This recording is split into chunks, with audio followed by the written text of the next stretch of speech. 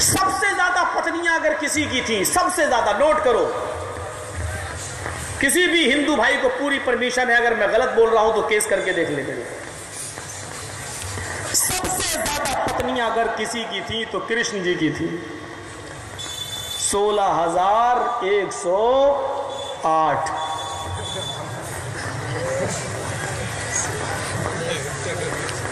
किशन कन्हैया,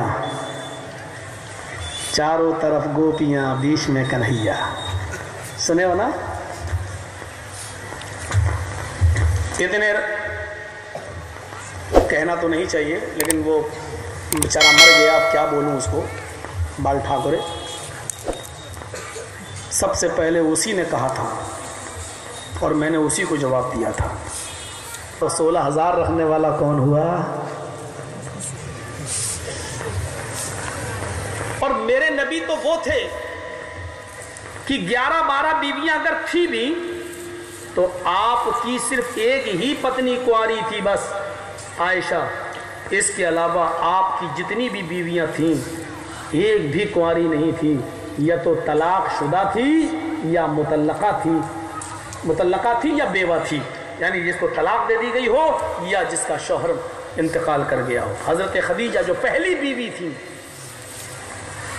हर नौजवान चाहता है कि उसकी शादी एक खूबसूरत और कुंवारी लड़की से हो और उम्र में उससे कम हो, लेकिन मोहम्मद सल्लल्लाहु अलैहि वसल्लम की पहली शादी 25 साल की उम्र में, नबी मोहम्मद साहब की उम्र 25 थी और आपकी पहली बीवी की उम्र कितनी थी? 40 साल। हजरत खदीजा 25 साल की उम्र में 40 साल की एक बूढ़ी औरत को अपने निकाह में लाए, जिसके 2 बच्चे भी उसके साथ खदीजा के साथ आए, और खदीजा के 2 शौहर इंतकाल कर चुके थे, तीसरे मोहम्मद सल्लल्लाहु अलैहि वसल्लम। क्या कहेंगे आप? इसके अलावा जितनी भी बीवियां थीं, आयशा को छोड़कर सब या तो बेवा थी या मुतल्लका। और किशन कन्हैया जी के पास जानते हो कैसी थी? गोपियां, जिनको किसी ने छुआ ना हो।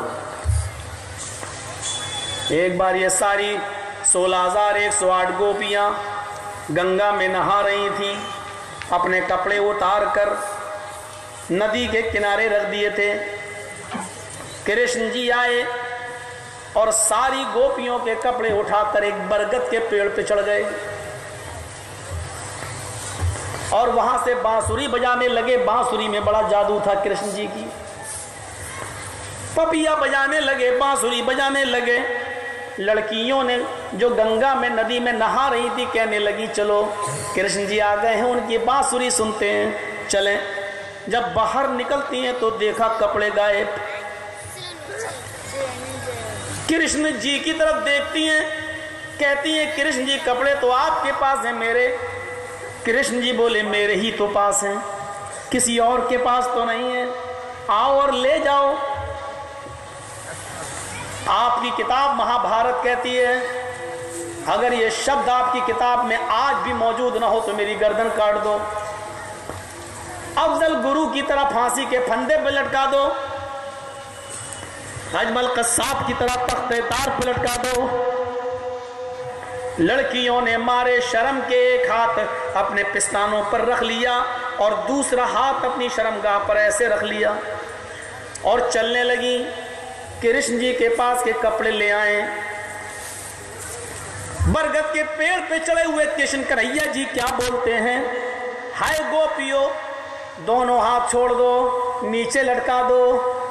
यानी तुमने एक हाथ से जो सीना छिपा रखा है, सीने पे रखा हुआ हाथ नीचे कर लो और दूसरे हाथ से जो गुप्तांग अपनी शर्मगाह छिपाई उसको भी अलग हटा लो और ऐसे ही दोनों हाथ छोड़कर मेरे पास आओ। ये वाकया बयान करने के बाद मैंने बाल ठाकुरे जी से कहा था, ठाकुरे जी बताना रंगीला कौन नजर आ रहा है, बेवा औरतों को सुरक्षा देने वाला, मुतल्लका औरतों का घर बसाने वाला, या 16,108 औरतों के गुप्तांग को भी उनकी शर्मगाहों से भी हाथ हटवाने वाला? ईमानदारी के साथ बताओ। लेकिन इस देश के कानून को क्या कहिए, जिसने इतने खतरनाक जुमले मेरे नबी के बारे में बोला, उसको 1 दिन जेल नहीं हुई, मौलवी जर्जीस को 3 दिन के लिए जेल में डाल दिया।